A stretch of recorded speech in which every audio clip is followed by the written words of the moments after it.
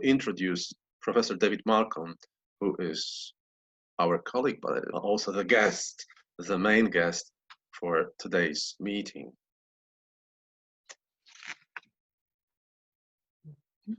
And I feel honored because it is my part to introduce our guest. David Malcolm is a professor. I will read the bio because I'm afraid I might skip something, and that's why I'm going to read. Professor Malcolm is a professor at SWPS, University of School Sciences and Humanities in Warsaw, Szkoła Wyższa Psychologii Społecznej. Previously, he taught for 28 years at the University of Gdańsk. He's an author of many books, in particular on Ian McEwan, published by University of South Carolina Press, and of the British and Irish Short Story Handbook. He co-edited the Wiley-Blackwell Companion to the British and Irish Short Story, and on John Berger telling stories. One of the last publications is a companion to contemporary poetry from 1960 till 2015. It is forthcoming soon. And his translation... Yeah, if only, you know, it's fine. We've seen the final draft. Tomek, that thing is done. That thing is done. If you've seen the final draft, I think it's yes, on it's good third, way to... But it's the third final draft. But no, this is the final draft. Okay, it's gone back to the publisher. So it's okay. Okay, so we are going to keep our fingers crossed that please, it's really final. Please. Okay, and I wanted to mention David's translations. He translates from Polish, German, and French into English and Scots, and these translations have been published in Europe and the USA. He is also, as you all might know well, a co-organizer of the Between.Pomiędzy Festival since the very beginning, which was in 2010. And he's also, last but not least, an author of a novel, The German, which was published by Crime Wave Press in 2016. And he lives in Sopot.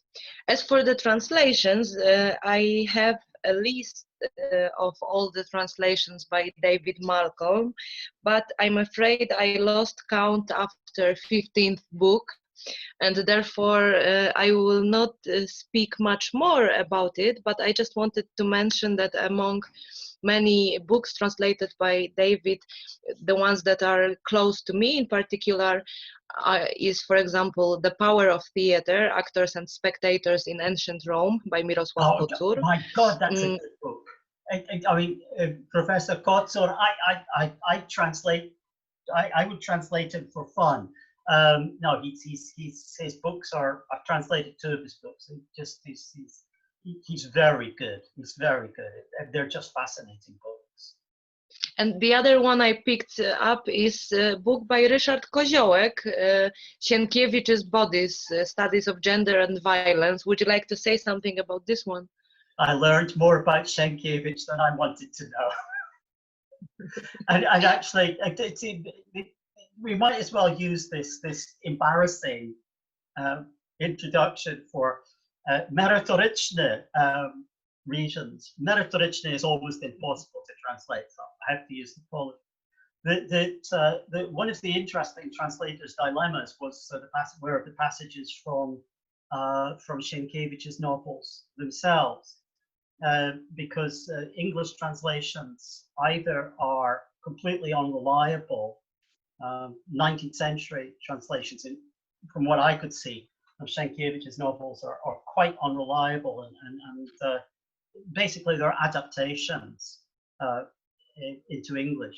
And some of the more recent translations I just didn't like either. So I basically translated all all the quotations from Sienkiewicz myself, and it was great fun. I think translators should occasionally have fun, and it was actually, you can ask me later how I did it, because I have actually got an answer. But that was really an interesting book to do. I mean, it's not that I found out more about Sienkiewicz than I wanted to find out, but I found out things I never would have suspected. And one of the interesting things about, if I may, Tommy, may I? One of the Sure. interesting things about a translator's job is you do actually get sometimes books or essays or papers that tell you something, and you know, you end up knowing more than you did before. And that's for example, some of the theatrical material that I've translated for you and for Tomek for Between.Edukacja, I've actually really honestly ended up being informed. I could almost keep up with the two of you about the theatre because I've translated some of your material.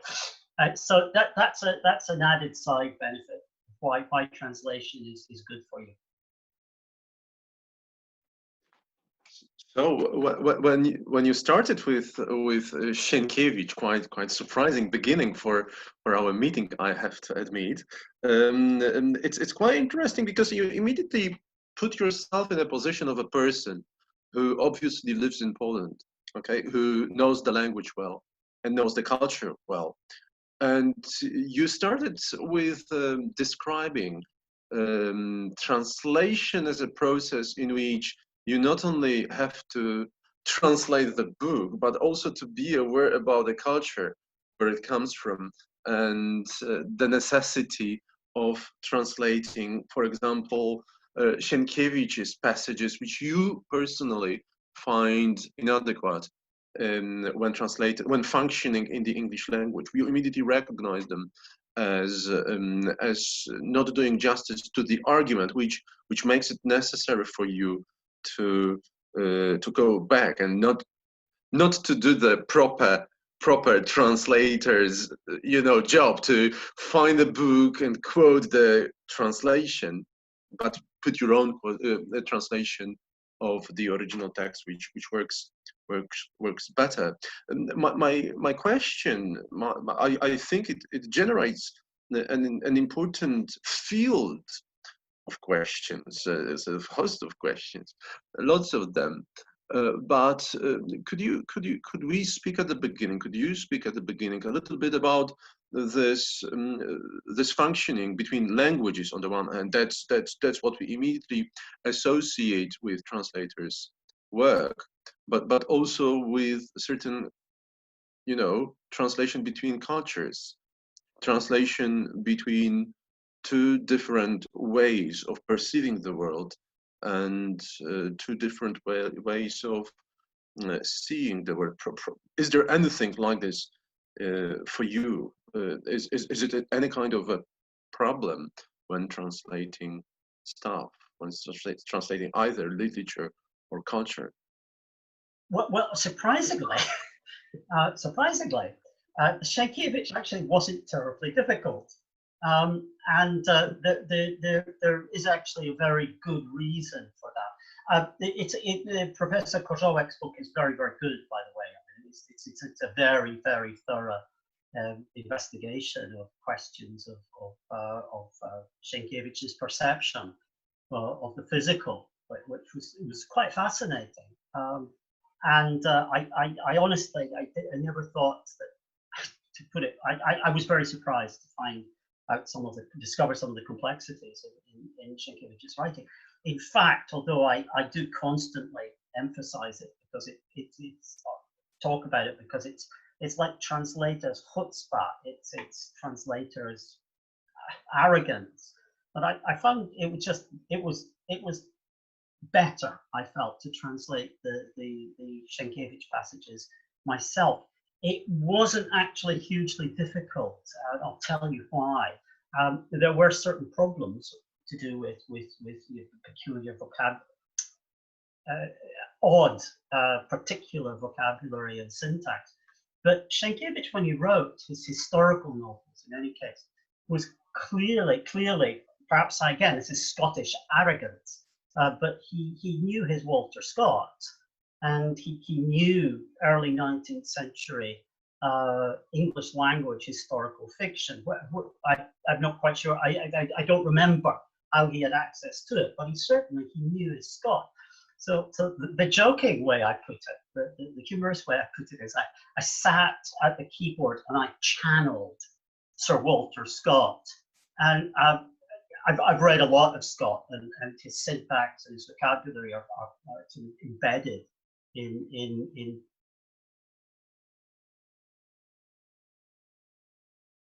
Switch on your microphone, David. I found, yeah, I started gesturing. It's always deadly when I start to gesture because I hit things. Kasia and Tomek never sit beside me when we do a public address because I start waving my hands and hitting them and knocking glasses over and things like that. So that was actually not, it was hard, but it was not that hard. It might have been more appropriate to find recognized translations, but Sienkiewicz is not in the same situation as Tolstoy or Chekhov, where there are well-established English translations of their work, and there were translations, but they were quite dreadful. They were adaptations, and they were unusable. So in fact, I found that, and this is the, if you like, I am no friend to theory, as Tomek and Kasia know, but this is a kind of abstract general thinking about translation. There was an available discourse already in English that I could tap into, and I chose to access that discourse. And that was a deliberate choice. I had certain choices. Translators always have choices. The one thing they don't have any choice about is the deadline. They've got to get it done by a certain date. Professor Koziołek got very annoyed with me because I kept pushing the deadline. But you are constantly faced with choices. And one of the classic ones, one of the central basic ones, is that if you are translating a text from a source language, which is different in 101 ways from the target language, and we can talk about the kinds of differences perhaps later, but there are just massive differences. And one of the basic questions that translators address very early on is, do I make this sound like an English language text that could have been written in English? Do I, to use the term, do I domesticate it? Or do I recognize its alterity? Do I recognize its foreignness? Do I recognize its difference? And thus not try to access a particular discourse that exists in the target language, in English, and somehow keep the foreignness of the original. In my work, I must confess that I almost always take the domestication road as far as I can, because you can't finally, you can't at a certain point disguise that this is not an English language original, and perhaps nor should you. But there are arguments, and I think very credible arguments, that you might want to aim for a greater or lesser degree of difference, of foreignness in the text. I chose not to, and so the Sienkiewicz book was very instructive, and it allowed me to have great fun because I love historical novels. And I felt that it was quite legitimate to some extent access the Scottian Sir Walter Scott discourse in my translations of a writer who, after all, although he lived well after Scott, a writer who quite clearly had Scott at the back of his mind when he wrote Trilogia, for example. Before I will give So before Kasia will answer, we'll ask you a question. Next question. I want to make sure that I understand it correctly.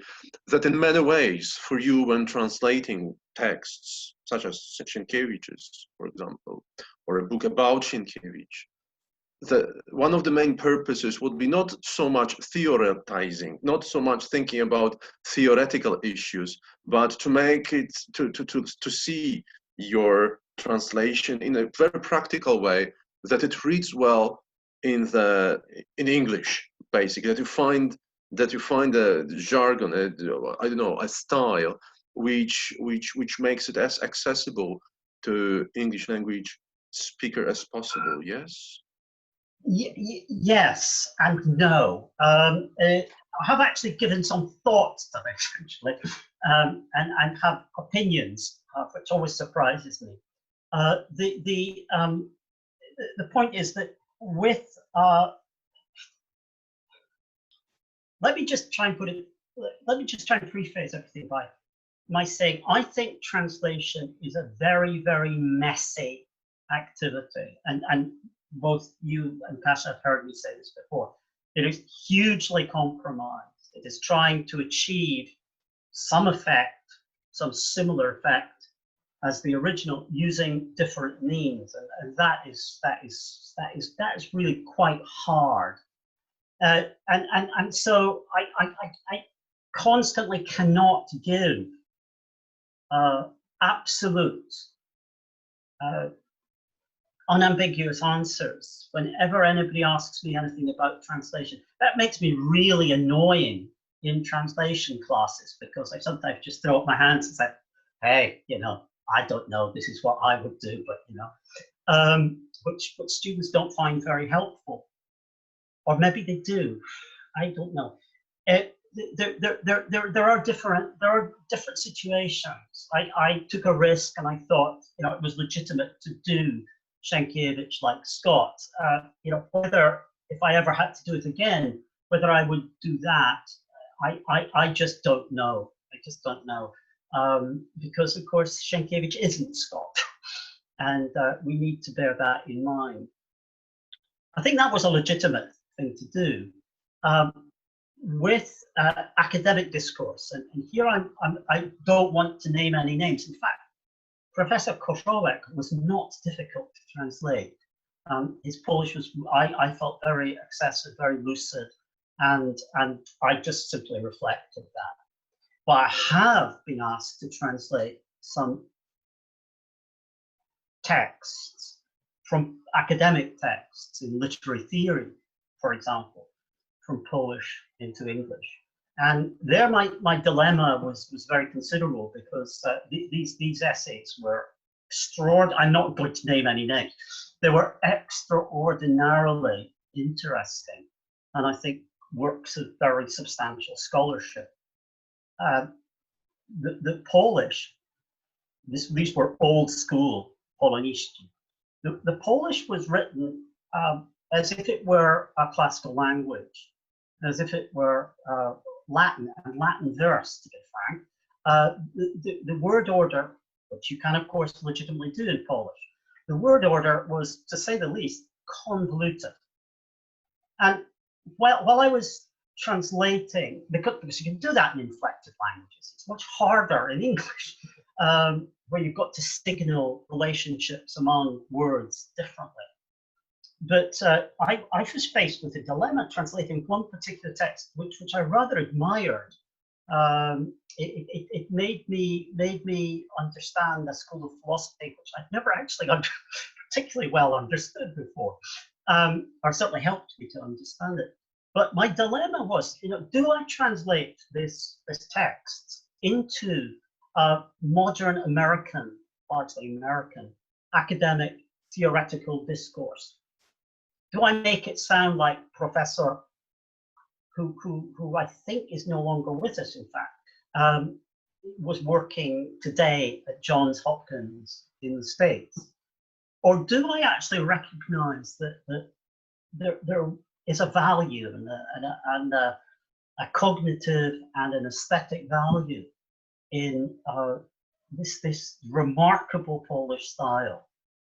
And do I try somehow to reflect that? Now, I cannot say that I've particularly succeeded, but I certainly did not try to make that text and a couple of others sound as if they were written yesterday or last year by Hillis Miller or a whole range of other English language theoreticians. That seemed to me to be utterly pointless.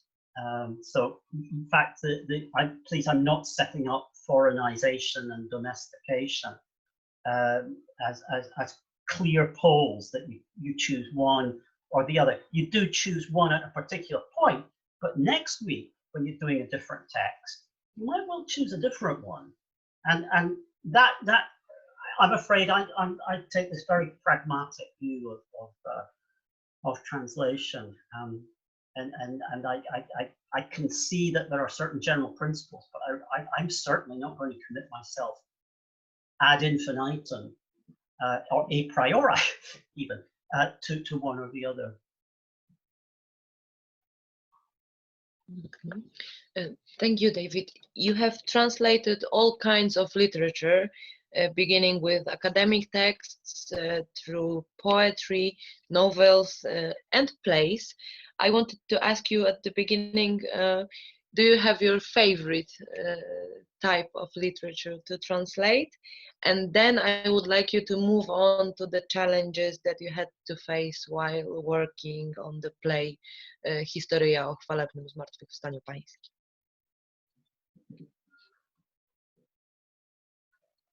I feel like Audrey Hepburn at the end of Roman Holiday, when she's asked, which of the many cities that you have visited in Europe did you most prefer?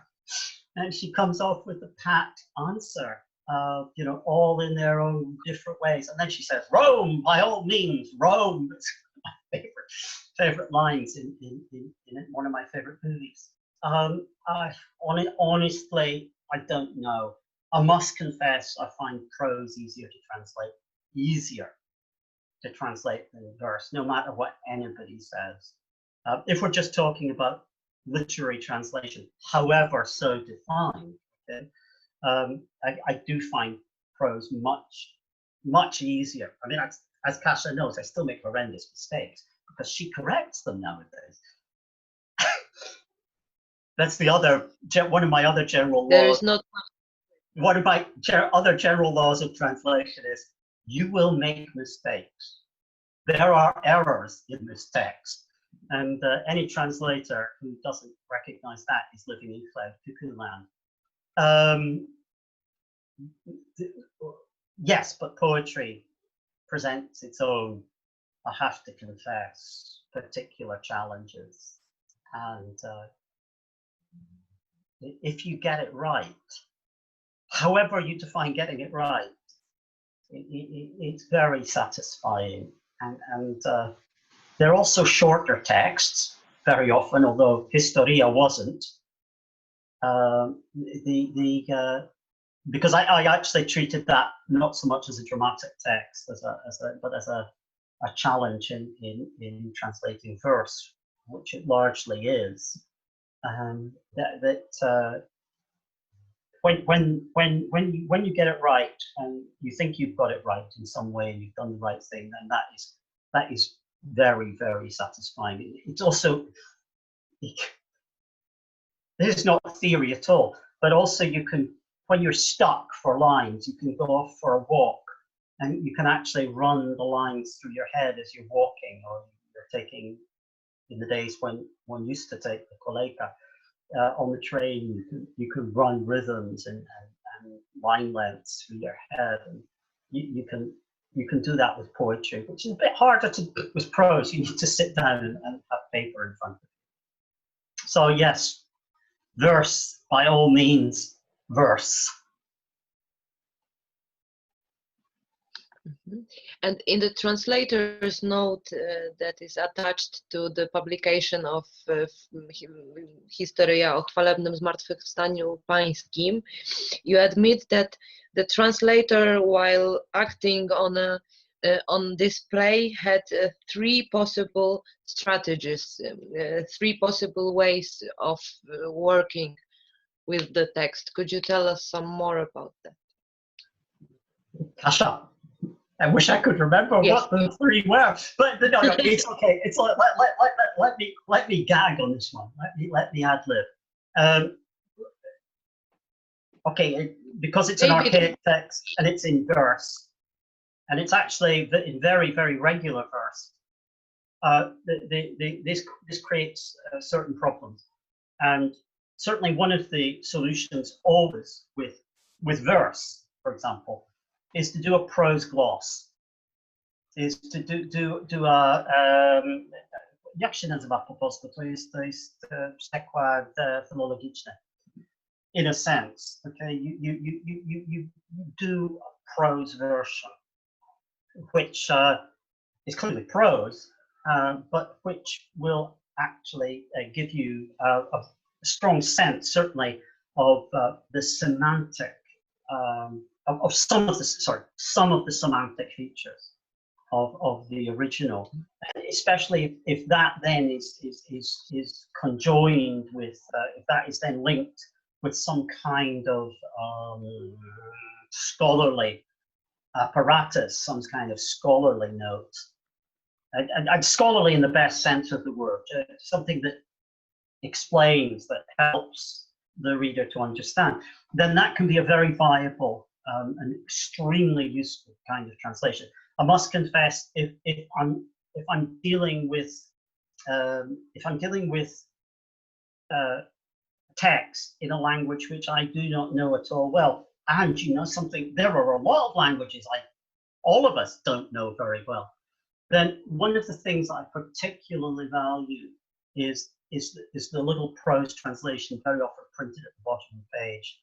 I think that is often very, very useful and is not to be rejected. It's actually not that easy to do, and to do it well. The other thing with Historyja that one could do would be to translate it in verse, but not rhyming verse, and possibly not octosyllabic lines, because once you write octosyllabic rhyme, once you write 8-syllable lines in English, you start to have to rhyme. You can't not rhyme. There is a compulsion to rhyme with a 4-foot iambic octosyllabic line, and so that's actually quite hard to do it and not rhyme. But with Historyja, being, as I say, full of pride and arrogance, I decided to try to do it in verse, and with your help, with Jean Ward's help, with Tomic's help, because that was actually a quite collaborative production that I thought we could try and do it in rhyming verse, and looking back over it today, it's hard to know what I think. I think some bits are. My other maxim about translation, which you've heard before, translations are never finished. They just get printed. And I think you need to bear that in mind. And like all translators, I go back and I look at, when I look at things I've done, I think, I'm sure it could have been done a little bit better. Next time, to quote the great Samuel, to quote Beckett, fail again. What's it, Tomic? Fail again, fail better. Fail better, yeah. Don't bother. Fail again, fail better. David, that's excellent introduction. Okay, lasted about 30 minutes for us. Okay, fascinated sort of in this just conversation, in the conversation about. I hope you don't mind, because it seems to me that no, not at all, not at all. I think it's quite instructive in many ways to get to know, also as a person who knows a lot of your translations, to get to know something about the way you're thinking about about the process, basically, and about it's quite interesting, really, to learn, to hear this pragmatic aspect of translation, which is so close to you, that it really depends, as I understand, on the thing to do. That's after all. It depends what you want to do with the translation. It depends what audience you're aiming at. Viashali wanted we understood that they wanted a performable version, which I may have misunderstood them, but that seemed to me to be no. It was the point. I think. May we have a look at the text at the text in the original part of the prologue that you have selected for today, and perhaps later on we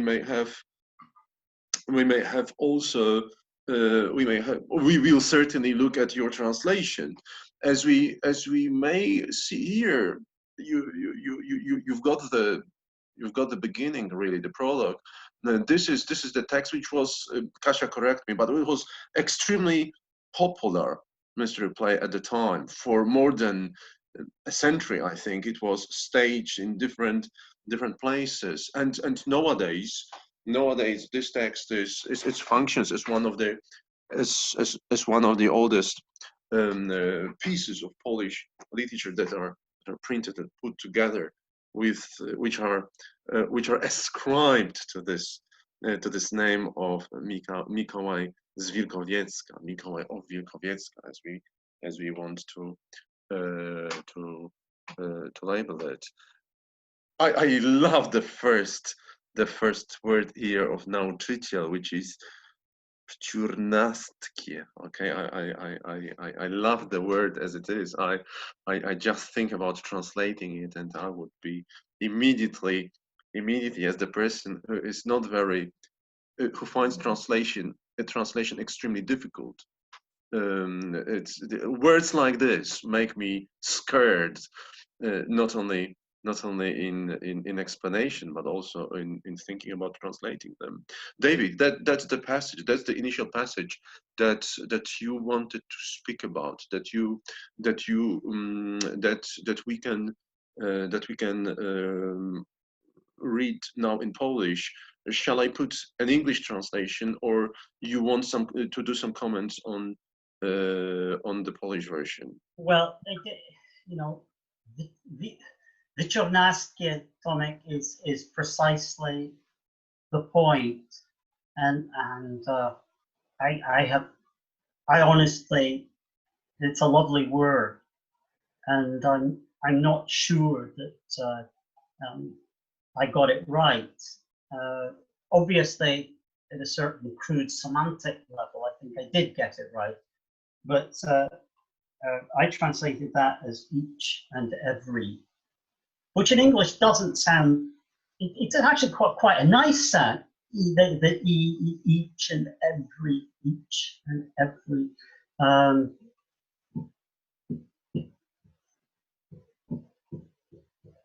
And it's roughly the same number of syllables. So it's acceptable, but it's not as lovely as the Polish. No, I completely agree. Hey, sorry. Okay, shall we have a look at the passage, the same passage in English, in your translation, with hopefully you're reading this or part of this. Well, why don't you read the Polish? Why don't you leave the Polish up and I'll read the English, because I've got it printed off here. Would that be reasonable? Okay. You want me to read it? No. Leave the teacher in Polish. Okay, yeah. And I'll read a few lines of this in English. And because of the rhymes, you'll know exactly where the ends of the lines come. Okay. Yeah, 2 minutes for us to have a look at to allow everyone to read this in Polish. Yeah. Mm-hmm.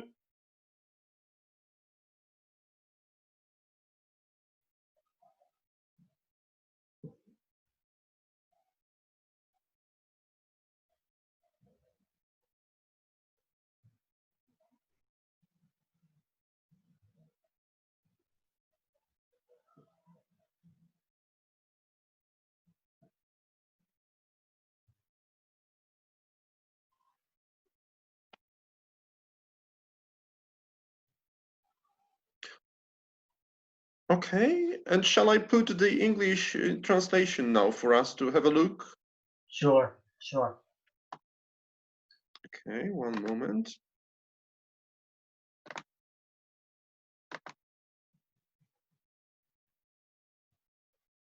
Well, our colleagues tonight will immediately see that sometimes translators get lucky, and the opening of Wierszalin's redaction of Historyja, in fact, starts off with a quote from the Bible. That one I didn't make up myself. I went straight to the King James authorized version, and I used that, and I think that was quite legitimate, and it is roughly, well, it's actually almost exactly contemporary to the first printing of Historyja. But with the teacher's speech, it becomes an original text. So as I said, each and every created thing, all that heaven and earth do bring, Christians loving, true, forever, in the Lord God brought together, in each and every way have shown on the earth and in the heaven, how all are ta'en with holy joy, and with such mirth they do enjoy the moment of that Holy One, Jesus Christ, the Lord arisen. Forth from heaven angels brave are delegated to his grave, in order for their mirth to show, and the joy that thence does flow. For the grave the two repair, discoursing with the women there. Their faces have a shining light, their garments as the snow so white. And that's an English language version of it.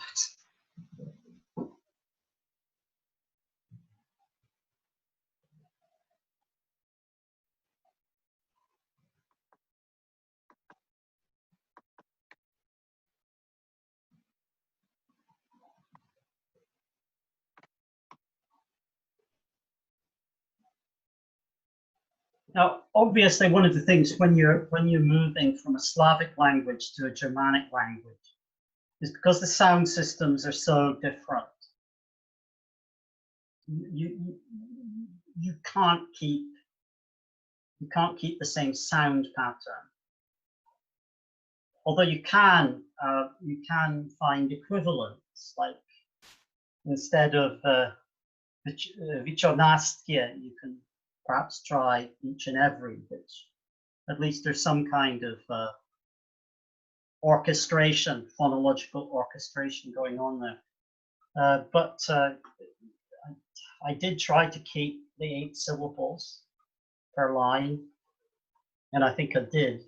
I did try to keep the rhyme scheme, the AABBCC rhyme scheme. Some of the rhymes are very free, as in shown and heaven.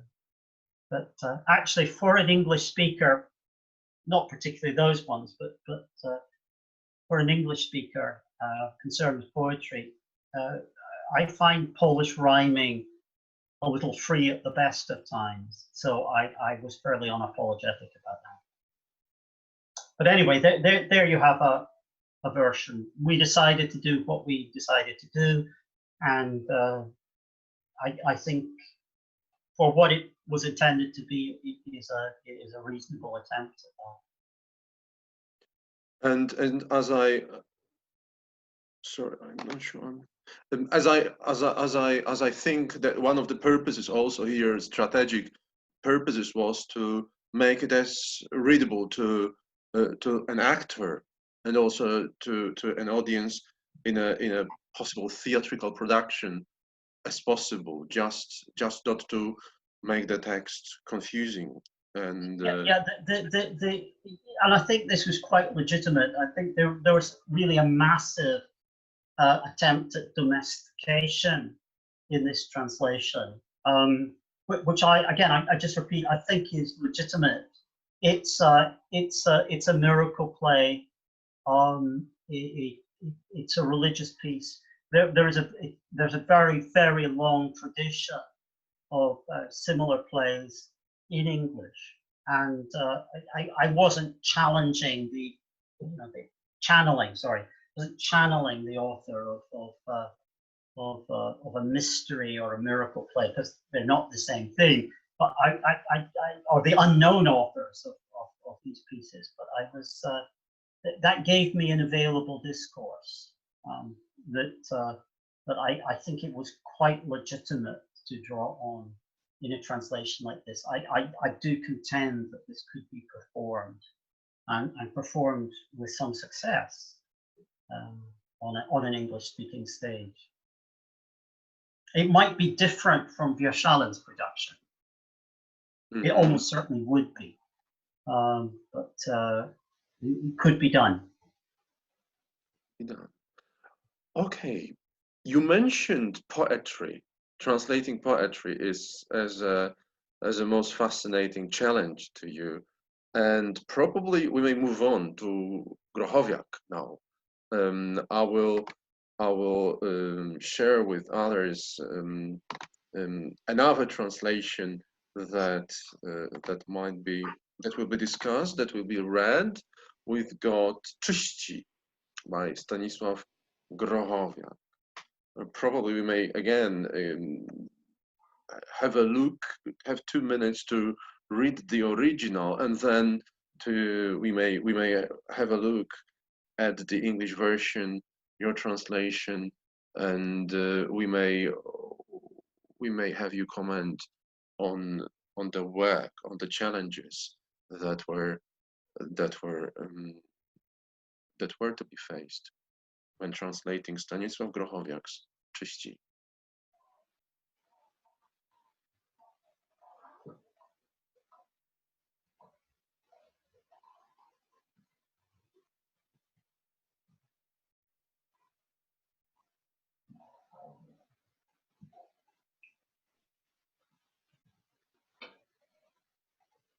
Okay, and here we've got 2 versions of the translation, clean ones.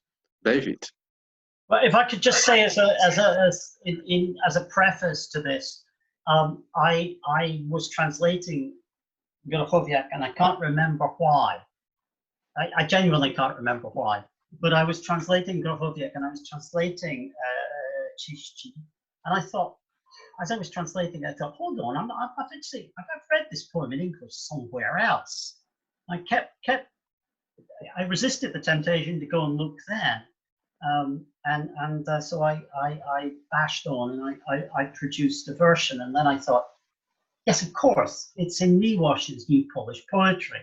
So I went up and checked, and was delighted to find that there were massive differences between the translation. And that actually, for someone who's interested in translation, is a joy when you find that there are different versions. Again, that's something that's quite difficult to get over to people who don't do translation. That both 3 or 5 versions are legitimate, but it's the differences that are interesting. And then Monika Szuba and I, many years ago, we had to do a workshop, or we wanted to do a Between.Edukacja workshop for translation. And given that many of our listeners are teachers, many of our listeners today are teachers, that we formulated an exercise which involved giving an English text, which was then translated into Polish, and which was then by another group translated back into, I've got to get this right now, English into Polish, Polish into English. And then we sort of pulled out of the hat the Grochowiak original, and the class was divided up into groups, so we had many versions, and actually it worked very well. It was in Władek Sierakowski many years ago, and they got into the discussion, and they were able to point to all sorts of aspects of the translation, but also aspects of the original. aspects of the source text, which became very apparent in when looking at translations and different translations.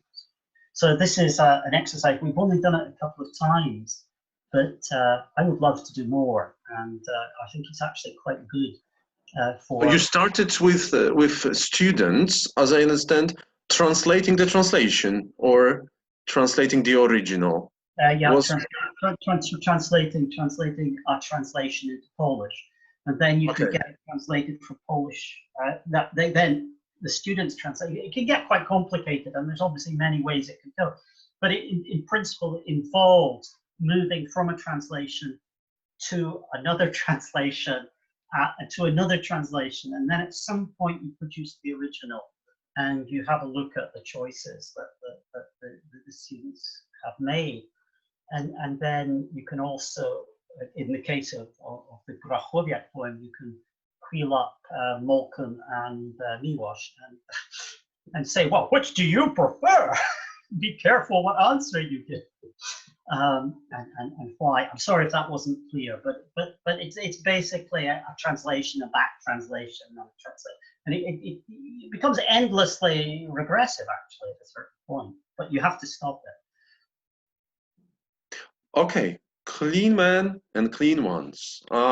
It's not stated clearly which one is yours, which one is Czesław Miłosz's, is it?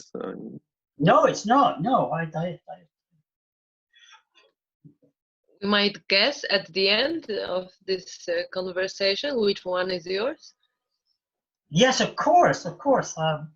It is very interesting. If you want to talk about it, and at this point you have to believe me that I didn't look at the Miłosz when I actually was doing the translation. It didn't really, I think, occur to me till after I'd done it, but I had actually read it somewhere before, and then I checked up and found the Miłosz. But the clean man is it's obviously a perfectly, you know, I'm not going to say I'm better than Miłosz because I'm not. Okay, I'm different.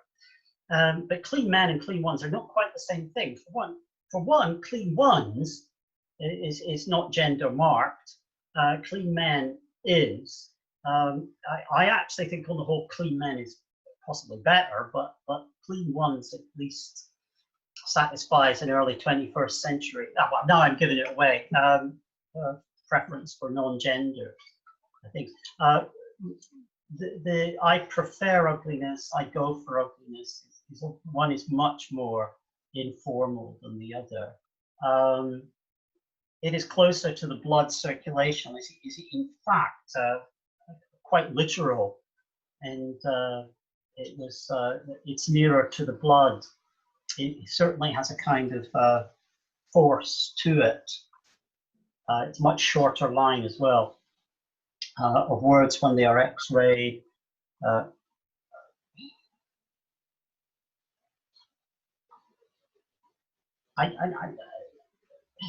Yes. Yeah, I think there are very clear differences. If I might, I'm trying to do this in about because I actually think the Miłosz translation is very good. It's just interestingly different. So, for example, and sometimes, okay, Kasia, which is whose? Obviously, the second one is yours, and it was. I'm not sure if it's because I read many of your translations, but I knew it right from the first line. Which one is yours? So,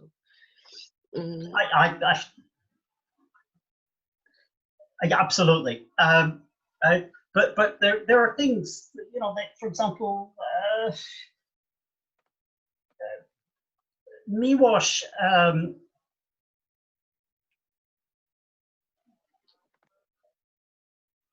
Wait a second.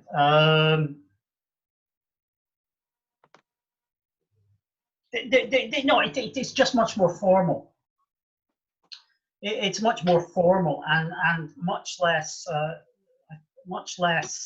The lines are slightly longer, and they are it's softer. Miłosz was obviously a man who had experiences I would hope I never have.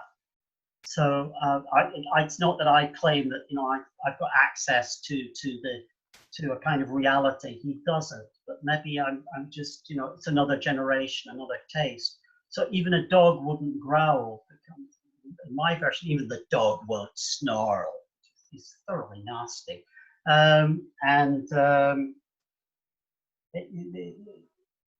Miłosz is very nicely kept. Who am I to say that? But choć ani święci, ani są też cisi. But in fact, it's not, I think, actually what the Polish says. I'm sorry, it's what Miłosz says, but it's not what Polish says. And it seems to me that actually this, at the end, I want to argue that I'm better. The saints, they're not, nor silent. And that actually gets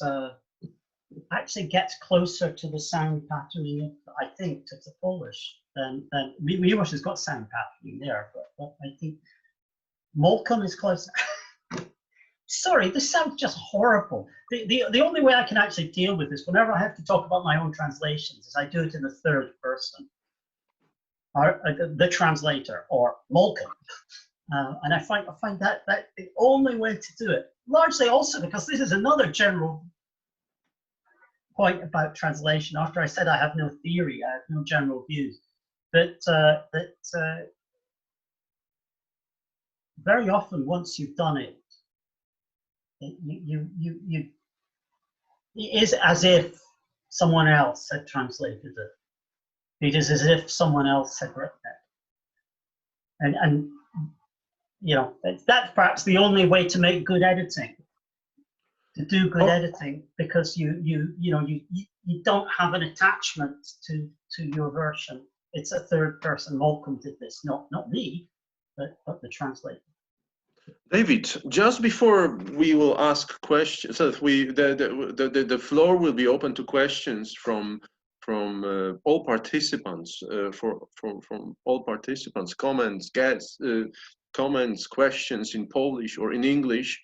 Would you please give voice to your translation? Would you please read it? Would you interpret this work of this person called David Malcolm in the past, and the present translation? No, I'm sorry, the present interpretation, the present reading in your voice. That would be much appreciated, I think. It is finally a translation of Grochowiak.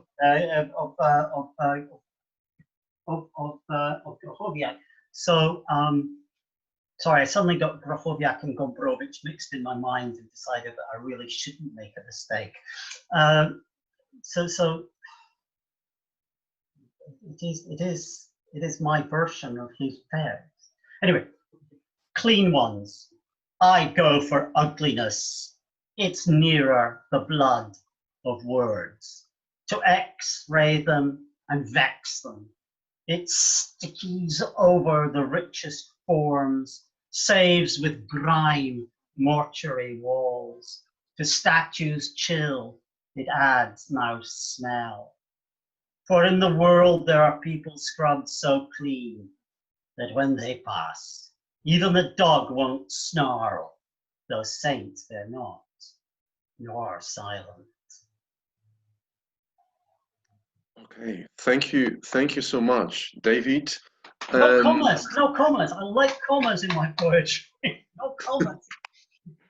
And probably this is the moment, Sophia, when we would like to open the conversation, that we would like to move into the fragment, into the more interactive part of it. And please, any questions, any comments, komentarze, pytania in Polish, in English, towards the subject of our conversation, but maybe also other aspects of translation, cultural translation, that you would like to discuss with us, with Professor Malcolm especially.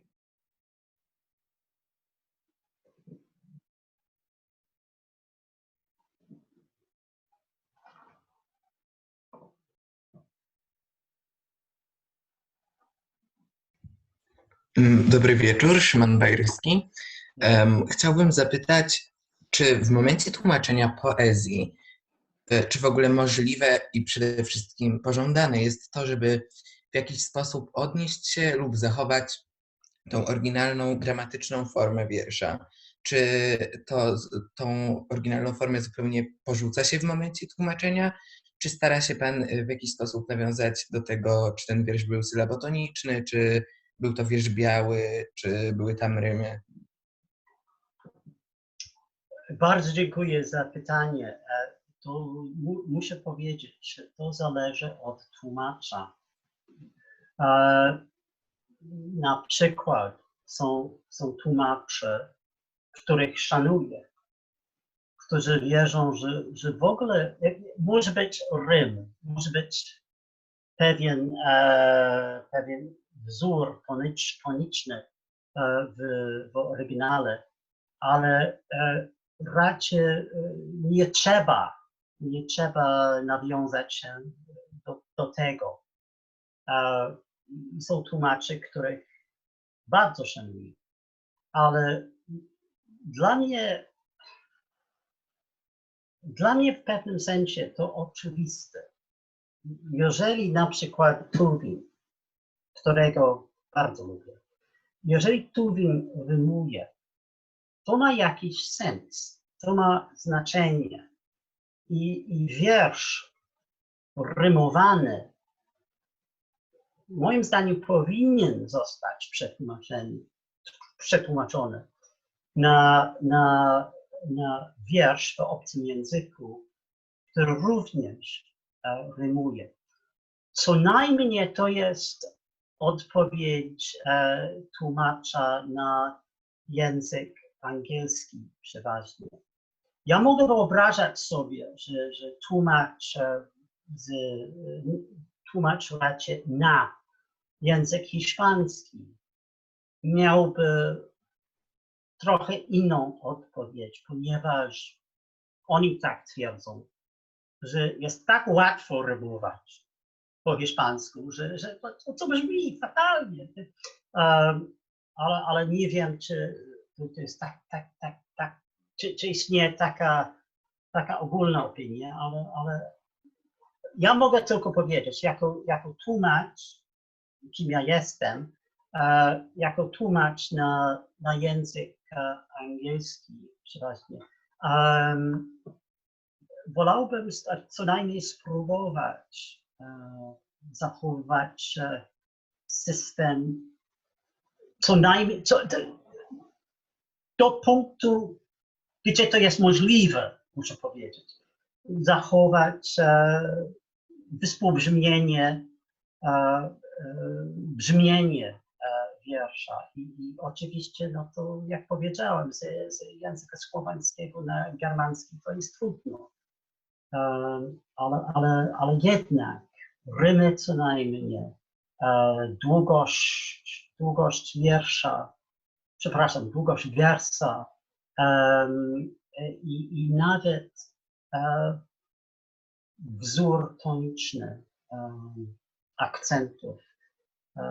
Moim zdaniem trzeba co najmniej spróbować. Czy to jest jasna odpowiedź? Jak najbardziej, dziękuję bardzo. Ale to, jeżeli mogę wrócić do tego, co powiedziałem wcześniej, przekład filologiczny na prozę w odpowiednim miejscu też ma wartość i ogromną wartość.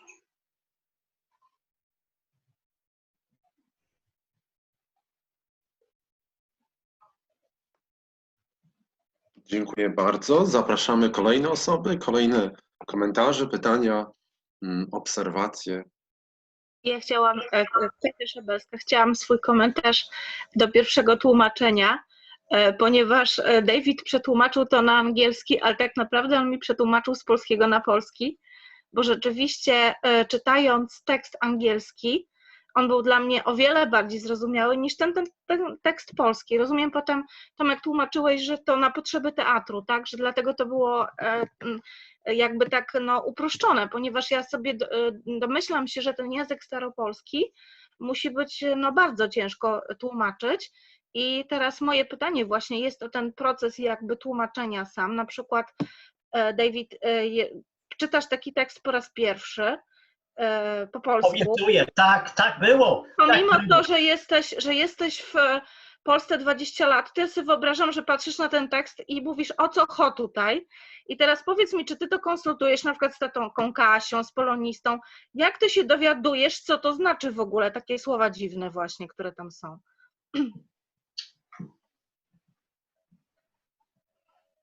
Oczywiście, to konsultuję i konsultowałem. Tłumacz, który nie jest gotów rozmawiać z autorytetami,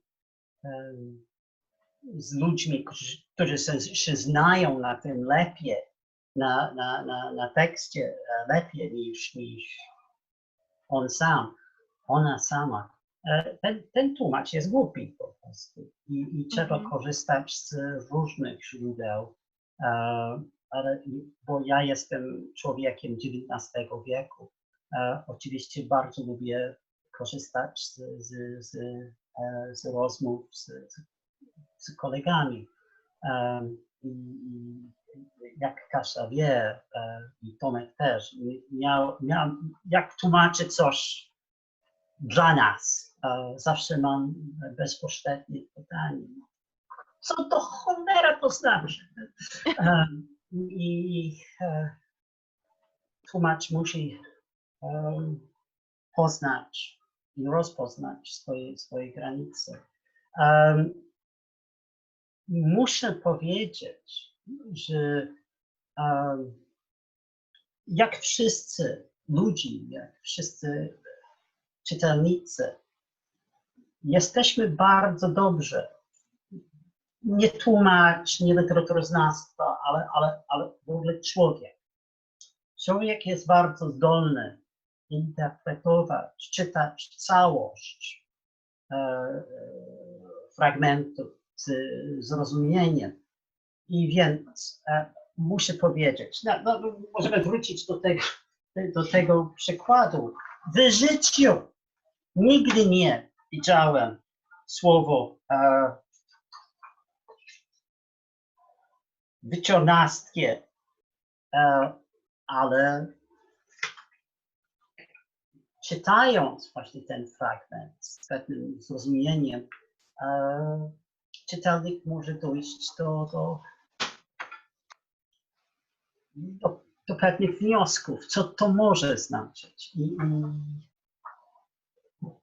tłumacz też, bo Kasia ma długi spis moich przekładów, ale też często tłumaczę komercyjnie, nawet więcej, żeby zarabiać. Takich rzeczy się nie umieszcza w swoim życiorysie. Mniej więcej, przeważnie. Ale to często, powiedzmy, jako tłumacz spędziłem pół życia czytając teksty, w których nie wiedziałem, o co chodzi. I to jest norma dla tłumacza tekstu. Nie pamiętam nawet o łucznictwie na przykład. Ja wam obiecuję, że słownictwo jest trudne. I są różne inne przykłady. Więc oczywiście to jest problem, ale do tego są, przepraszam, ja bardzo praktyczne, do tego są słowniki, do tego są koledzy. I do tego jest zdrowy rozsądek. I oczywiście są błędy. Człowiek popełnia błędy, tłumacz popełnia masę błędów w swoim życiu. To należy do wody. Przepraszam, to jest bardzo praktyczna odpowiedź na pytanie. To nie mam żadnych rozważań teoretycznych pod tym kątem. I dziękuję. I takie było pytanie właśnie. Ale bardzo się cieszę, że nareszcie ten polski tekst był jasny. Tak. Dziękuję ci. Kiedy mam przeczytać instrukcję, żeby jak zdjąć tylną część telefonu, ja często czytam polską wersję, bo angielska wersja to mi nic nie znaczy, ale polska wersja ma jakiś sens.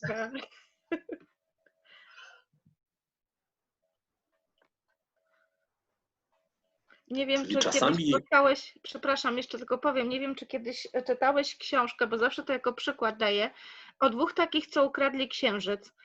Na podstawie tej książki, to była książka napisana polska w latach chyba 50. dla dzieci. Potem stworzono film, w którym notabene grali nasi bracia Kaczyńscy, główne role tych bliźniaków, rozpustnych strasznie. I czytając tą książkę dla mojego dziecka, w szpitalu ono wtedy leżało, ja musiałam jej tłumaczyć co drugie słowo, a sobie musiałam tłumaczyć co czwarte słowo.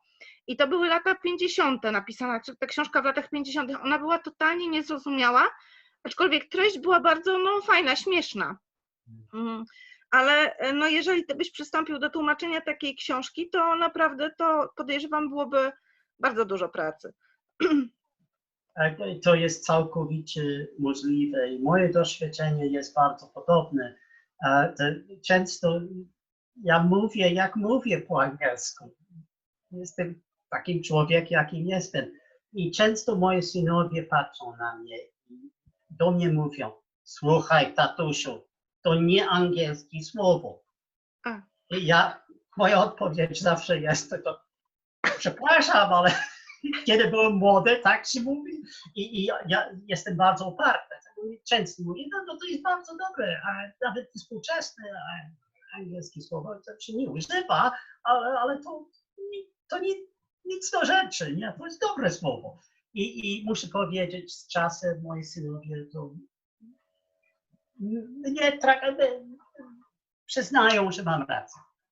Ja dałam ten przykład książki z lat 50., bo sobie pomyślałam, że tu jest książka lata 50., no ale gdzie tu Sienkiewicz jeszcze? Przecież to jest po prostu przepaść, tak? Chociaż właściwie chyba tego Sienkiewicza lepiej rozumiałam niż tą książkę o dwóch takich, co ukradli księżyc, tak naprawdę. Ja, ale ja często odwrotnie, muszę zwrócić się do młodszej osoby, jak słyszę, jak czytam anglojęzyczny tekst i muszę zwrócić do młodszej osoby i zapytać się, co to znaczy, bo nie znam tego słowa.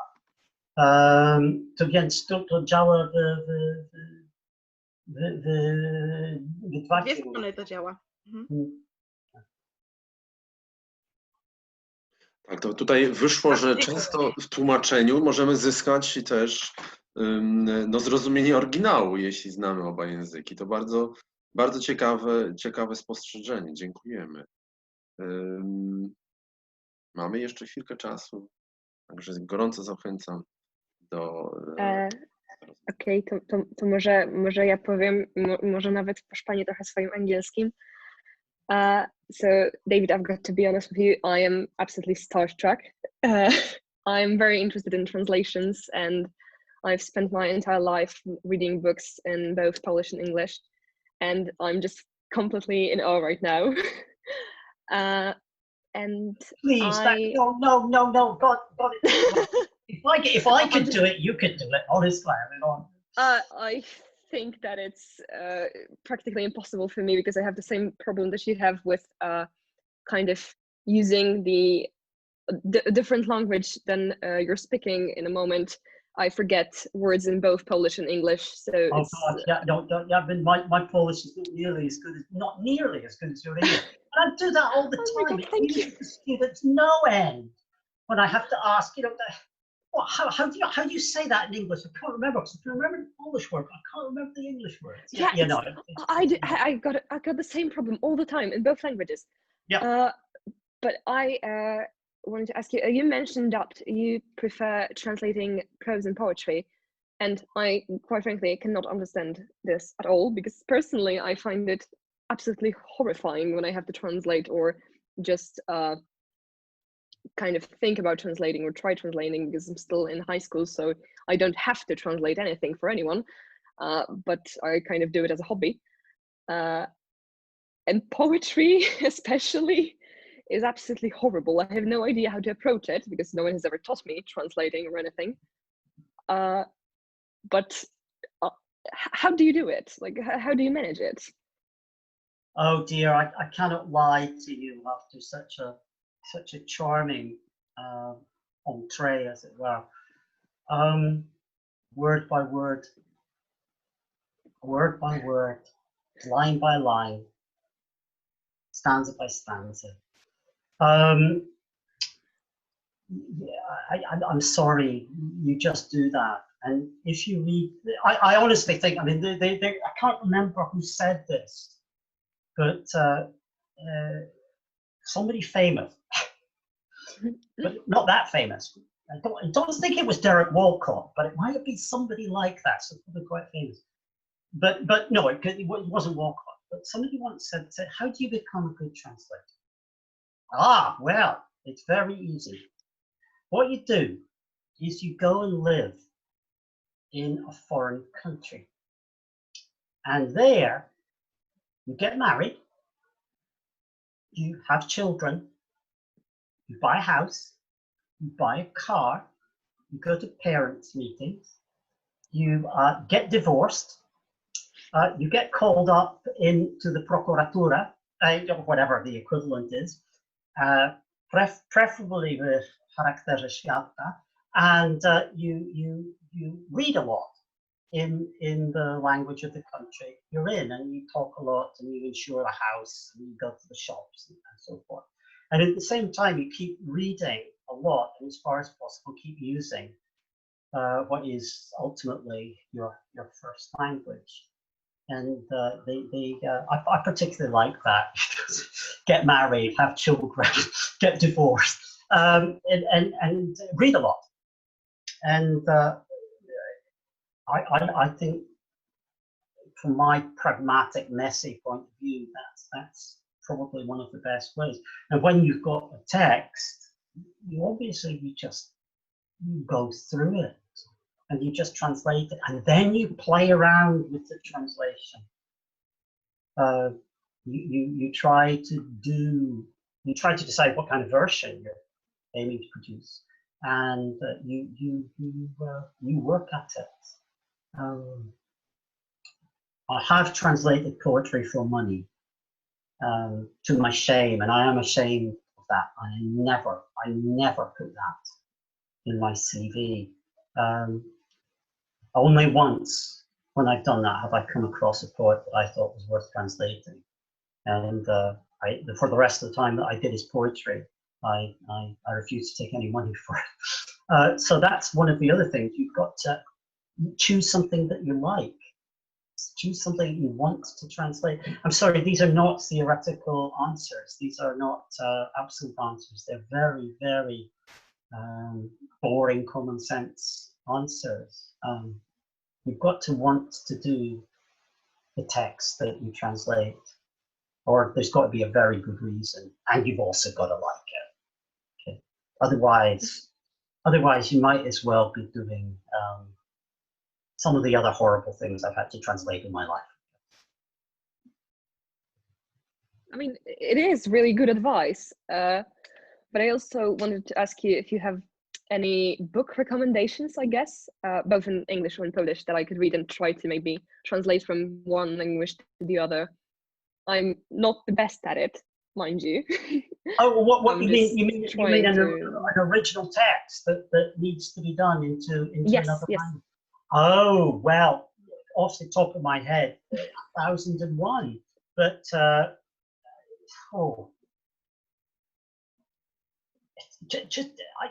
yeah, if you write me an email, I'm sure we can get an email. I can give you a list of things that absolutely need to be translated into Polish from English that have not been. The short stories of Sylvia Townsend Warner, for example. Yes, absolutely. I think that this should definitely be done. I would love that. I don't know of any Polish translations of Townsend Warner's work, but absolutely, even some of the late stuff is even sellable. That is, you'll find a publisher will take it. You heard it here tonight, folks. The stories of Elfin. When she was older, because she lived for a very long time, Sylvia Townsend Warner suddenly started writing about the kingdoms of Elfin. And this makes it sound a bit like sword and sorcery fantasy, but it's not. Well, it is actually, some of it is.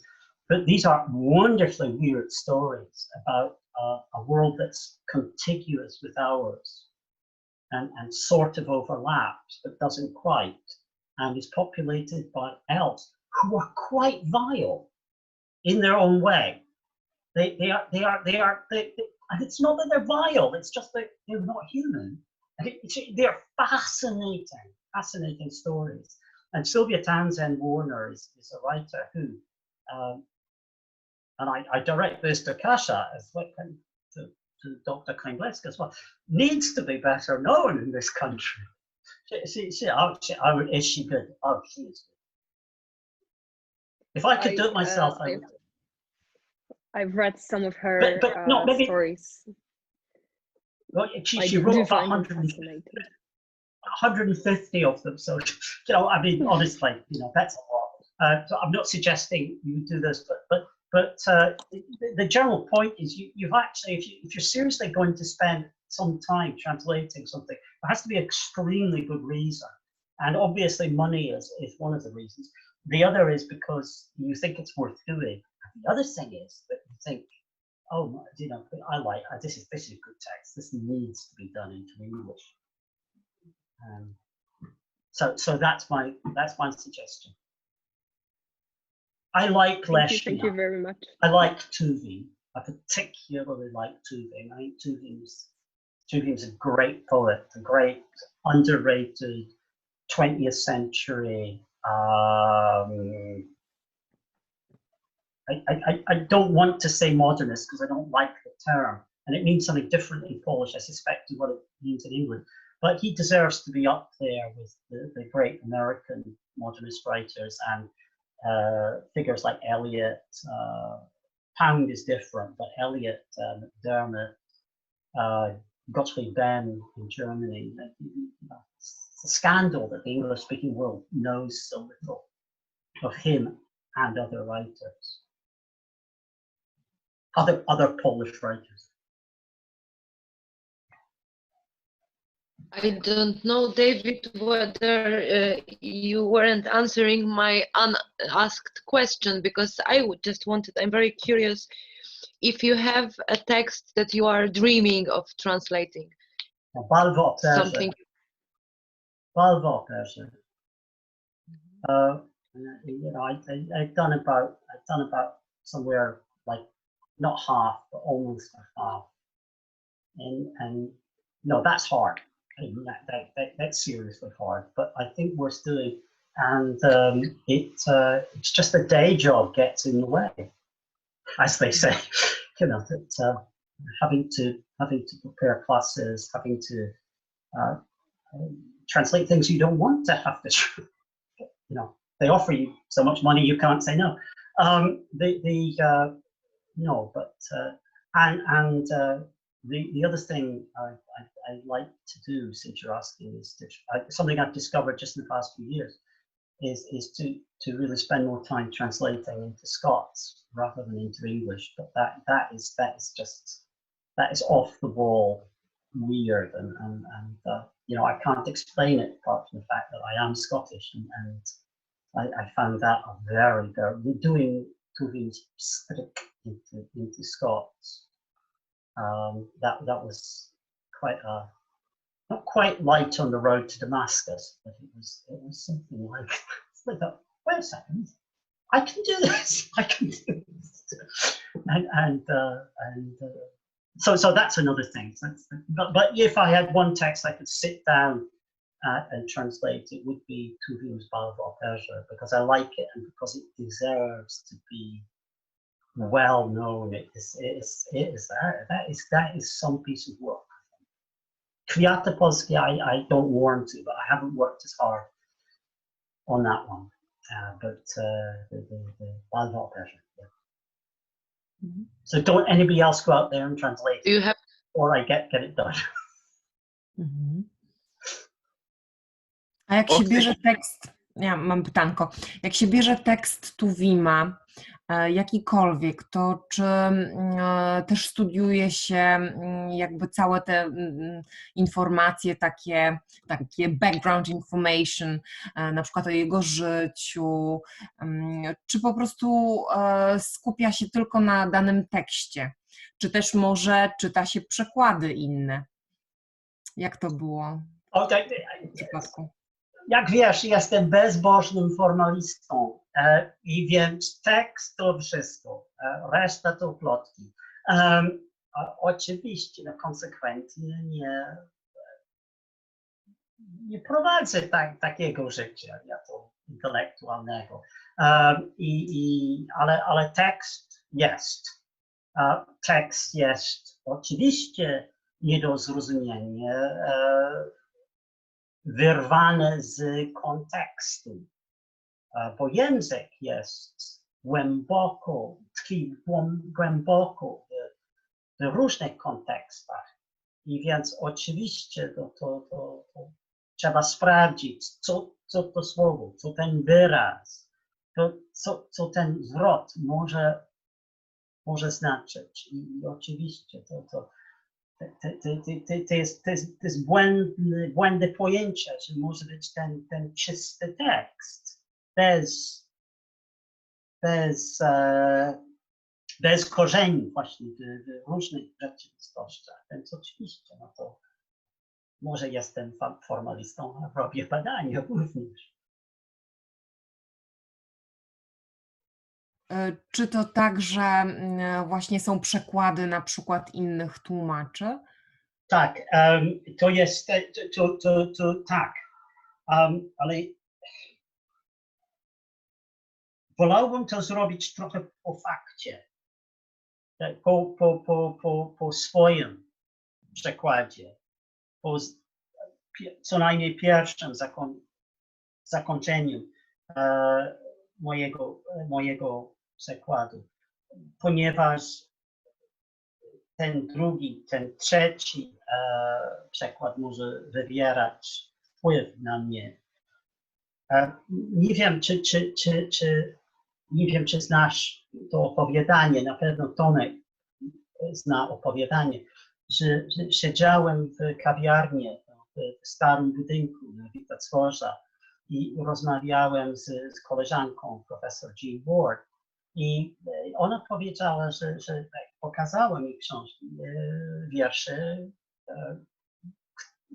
poety, które przetłumaczyła. I patrzyłem na nią i słuchajcie, a ja przetłumaczyłem jego wiersze. Coś ty! Była taka rozmowa. I to było bardzo, nie pamiętam, jak się nazywa ten autor. Z Śląska. Pisze bardzo krótkie wiersze. Ale w każdym razie, to są takie bardzo, cztery wersy, krótkie, bardzo zwięzłe wiersze. I ja znalazłem swoje stare wersje i Jean i ja konsultowaliśmy się i siedzieliśmy i wiesz co? Te wersje były zupełnie inne. I była konferencja o tłumaczeniu, wtedy to było dawno temu i podjęliśmy decyzję, żeby wstąpić na tę konferencję. I mając dwie wersje. Ale Jean poszła sobie i ona zrobiła trzecią wersję właśnie tych samych wierszy. To jest wyższa kultura intelektualna, literatura literacka, ale mieliśmy trzy wersje z dwóch osób z różnych czasów, nie epok, ale z różnych czasów. I mogliśmy porównywać. I to było bardzo dobre wystąpienie, bo wiersze były bardzo krótkie, więc ludzie mogli zobaczyć, jakie są możliwe różnice. A nie wiem, dlaczego opowiadałem to, ale to jest ale to jest bardzo ciekawe. To ja może też chciałam przy okazji zapytać o taki może masz rytuał, jak tłumaczysz. Czy nie wiem, musisz sobie nalać jakiejś pysznej herbatki i siadasz, którą wersję tłumaczenia decydujesz się opublikować? Czy to na przykład jest, nie wiem, może trzecie podejście, czy są takie rytuały, które masz jako tłumacz? Żałuję z różnych powodów, że jest pandemia, ponieważ bardzo lubię przetłumaczyć początek. I oczywiście Wiśniewski ma różne pomysły na ten temat i on mówi, że oczywiście jest rytm właśnie kół początków i może tak jest, ale człowiek jest wyłączony w początku. I przed pandemią dosyć często jeździłem pociągiem do Warszawy, do różnych miast. I teraz niestety muszę siedzieć w domu, ale mieszkam blisko torów kolejowych. Przepraszam, ale to jest często się tłumaczy w złych warunkach, gdzie można.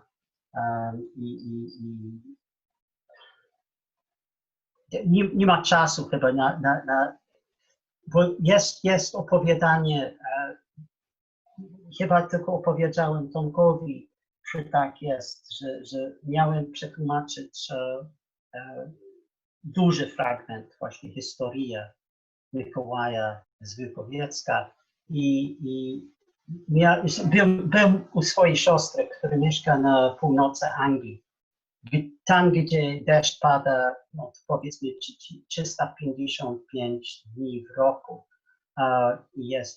Tam jest ponuro, bardzo, bardzo mokro.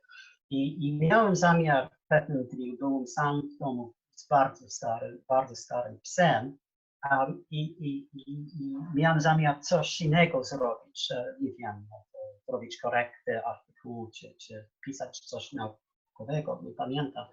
Ale słońce było. I myślałem, Boże, jest słońce, jest ciepło. Muszę siedzieć w ogrodzie. Co można, bo muszę pracować, no to co mogę zrobić w ogrodzie? Mogę przetłumaczyć Mikołaja z Wielkowiecka. Więc siedziałem i tłumaczenie poszło dobrze. Obudziłem się w drugim dniu. Słońce! Nie było deszczu! Więc ja i pies siedzieliśmy, bardzo stary pies, który leżał tam w słońcu i w cieniu. Pracowałem może 5 dni bez przerwy w słońcu na północy Anglii, co w zasadzie jest niemożliwe. I wróciłem i powiedziałem Tomkowi, to mamy większość tekstu. Ale to jest przypadek. Człowiek pracuje gdzie można. Dziękuję bardzo również za tą puentę, za tą opowieść o historii tłumaczonej no, w wyjątkowej sytuacji. W wyjątkowych warunkach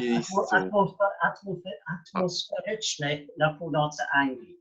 Na północy Anglii, które umożliwiły ci tą pracę i rzeczywiście tak było, że przyjechałeś mówiąc, że większość z tekstu jest już przetłumaczona w dużo szybszym okresie czasu. Dużo szybciej to poszło niż zakładałeś. Drodzy Państwo, bardzo, bardzo dziękuję za uwagę, za nasze spotkanie dzisiejsze. Chciałbym podziękować profesorowi Davidowi Malcolmowi, który tutaj połączył w dużej mierze nasze nasze właśnie no, zagadnienia z różnych sfer, bo występowałeś, Davidzie, zarówno jako tłumacz, ale też jako akademik i czasami te zacięcie pisarskie wychodziło z ciebie, bo pokazywałeś też to oblicze pisania, tej pracy żmudnej przecież i bardzo według mnie trudnej tłumacza, jako też taką no, poniekąd misję do tego, żeby umożliwić spotkanie dwóch różnych kultur, żeby umożliwić te tłumaczenia, to znaczy tłumaczenia w sensie funkcjonowanie, czy otwarcie się pisarza, poety na zupełnie nowy kontekst kulturowy, tak jak to chociażby podkreślałeś w przypadku Tuwima, ale przecież również w przypadku innych pisarzy, których tłumaczyłeś. Tomku, nie wiem, kto tak powiedział, ale ktoś mi powiedział, jesteśmy skażeni na tłumaczenie. To musimy po prostu. To warto. Naprawdę to jest obowiązek. Jeżeli człowiek może i chce, my się różnimy pod tym względem, ale to jest, ktoś musi spróbować. Ktoś musi spróbować. Bardzo się cieszymy, że ty próbujesz polską twórczość z różnych przecież okresów czasu, z różnych gatunków tłumaczyć na język angielski, który przecież jest tak ważny nie tylko dla native speakerów języka angielskiego, ale jednak również dla osób, które władają tym językiem i dzięki któremu w różnych zakątkach świata mogą się dowiadywać chociażby o niszowych zjawiskach, niszowych poetach, czy poetach szerzej nieznanych. Więc też myślę, jest to pewne to zobowiązanie, które bardzo się cieszę, że podejmujesz i gratuluję ci tego, że masz te zdolności, żeby chociażby taką historyję przełożyć na język angielski. Co za zadanie. Drodzy Państwo, bardzo dziękuję za nasze dzisiejsze spotkanie. Davidzie, dziękuję Ci za tą rolę, którą dzisiaj też zgodziłeś się pełnić. I zapraszam nas wszystkich jutro, pojutrze, w czwartek, piątek. Proponuję chwilę przerwy w weekend i później znowu od poniedziałku do piątku zapraszam na spotkania w imieniu nas wszystkich, a jutro już będziemy mieli kolejny temat, tym razem światy wewnętrzne Witkacy. Prowadzący będą z Uniwersytetu Jagiellońskiego, prowadzącą będzie rozmowę będzie Izabela Clark, natomiast jako gość będzie Jakub Kornhauser, znany artysta, znany poeta krakowski, także myślę, że to będzie równie ciekawa kontynuacja naszej dzisiejszej rozmowy. Może nie tyle kontynuacja, co przejście w inną sferę, w inne zagadnienia, ale mam nadzieję, że spotkamy się również z Państwem jutro. Do zobaczenia, do usłyszenia. Dobranoc. Dziękuję bardzo. Do usłyszenia, do zobaczenia.